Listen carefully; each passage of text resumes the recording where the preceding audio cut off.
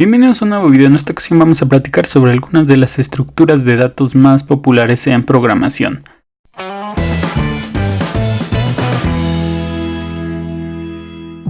Las estructuras de datos son aquellas formaciones que usamos en programación para poder tratar datos y hacer operaciones con ella. Todas las estructuras de datos tienen un propósito específico y si quieres aprender programación de una forma más completa, es un requisito conocer no solo cuáles son algunas de las estructuras más populares, sino también que sepas manejarlas. Muchos servicios, aplicaciones y programas hoy en día tienen implementadas una o más estructuras como parte del núcleo de ese servicio o aplicación, así que vamos a conocer algunas de ellas. En primer lugar tenemos los tipos de datos primitivos, en donde podemos almacenar valores sencillos como un booleano, números enteros, decimales o caracteres. Estas son las variables que utilizamos prácticamente en cualquier programa de programación y nos sirven para poder hacer operaciones, guardar información y utilizar esas variables dentro de todo nuestro programa. A continuación tenemos los tipos de datos compuestos, en donde empezamos a jugar con los datos primitivos para acomodarlos en un conjunto. Tenemos los arreglos, los cuales son un conjunto de datos de un mismo tipo de dato. Los hay de una sola dimensión, de dos o más dimensiones, lo cual incrementa también la complejidad para poder manejarlos. Los arreglos se acceden a través de un índice que indica la posición de un valor. El siguiente es la tuple, el cual es una estructura que contiene información como un arreglo, pero con la diferencia de tener diferentes tipos de valores. Y en algunos lenguajes como Python las tuplas son inmutables, es decir, no se pueden cambiar los elementos. Las cadenas de texto o strings son un conjunto de caracteres que actúan como una estructura de texto. Dependiendo del lenguaje de programación, las cadenas de texto suelen manejarse como si fueran arreglos, adicionalmente a que tienen propiedades o funciones específicas para manipular el contenido. Por último tenemos el diccionario, el cual es un arreglo que se maneja de la forma clave-valor, en donde para hacer referencia a la posición de un valor o elemento, se hace a través de una clave definida. Esto permite generar diccionarios donde podemos representar la clave como si fuera una configuración y el valor como un parámetro a guardar. Cuando hablamos de estructuras abstractas, hablamos de tipos de datos que son definidos por su comportamiento o semántica, adicional al tipo de operaciones que se pueden realizar con ellos. El primero de ellos es la lista enlazada, la cual consta de una estructura que puede almacenar un valor, pero con la diferencia de que tiene un apuntador de su mismo tipo. Cuando se quiere insertar un nuevo elemento, se genera un nuevo objeto o estructura y el apuntador que empieza apuntando a nulo apunta a la memoria del segundo elemento. Y así sucesivamente. Para su manejo se tiene que conocer cuál es el elemento padre o cabeza y también saber hacia dónde apunta el último elemento o cola para poder administrar la lista enlazada.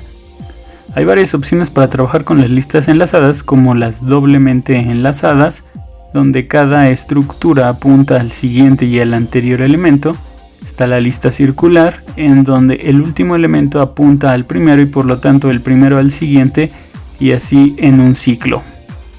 A raíz de las listas enlazadas se pueden crear dos estructuras muy usadas en el mundo de la programación.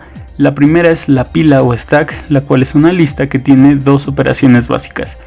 Le llamamos push, o la forma de insertar un nuevo dato, y pop, la forma de sacar un elemento de esta lista. Una pila trabaja en orden LIFO, es decir, last in, first out, es decir, el último elemento que se inserta es el primero que se saca de la pila.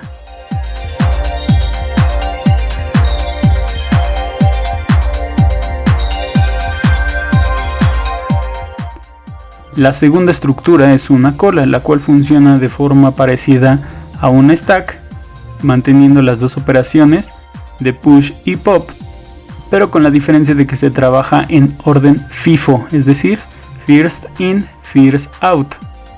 Es decir, el primer elemento que se inserta es el primero que se saca.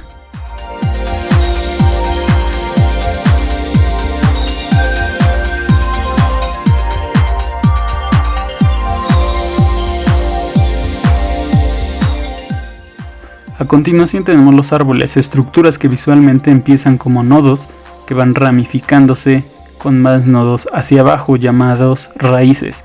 Hay diferentes tipos de árboles dependiendo de la complejidad de los datos, pero los más comunes son los árboles binarios, los cuales pueden tener cada nodo hasta 2 ramas o nodos hijos.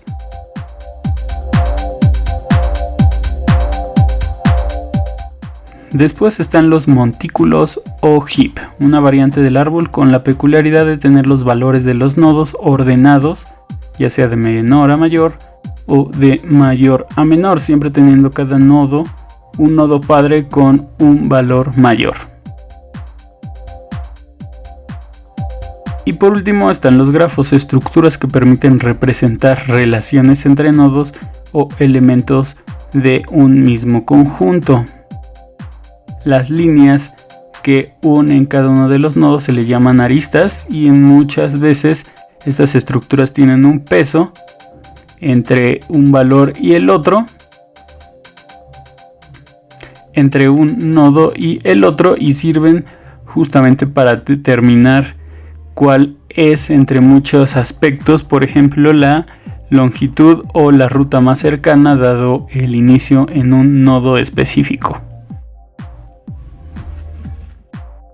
Y es así como llegamos a Y es así como terminamos con esta pequeña presentación de estructuras de datos, con la finalidad de nuevo de que puedan conocer cuáles son algunas de las estructuras de datos que se usan en prácticamente toda el área de programación, de informática y de sistemas, y que con esto a partir de aquí pues ustedes, si están interesados en alguna estructura específica o les piden implementar o requieren conocer cómo funciona una estructura de estas, pues tengan la noción al menos de que existen, y a partir de ahí buscar todas las variantes, buscar ejemplos, buscar cómo funcionan y las operaciones que tienen cada una de ellas.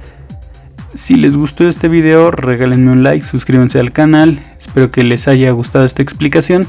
No duden en dejarme sus comentarios, sus opiniones, qué les pareció este video, si ya conocían este tipo de datos abstractos, los primitivos y los complejos, etcétera. Me gustaría mucho. Y bueno, si no hay nada más, nos vemos la próxima.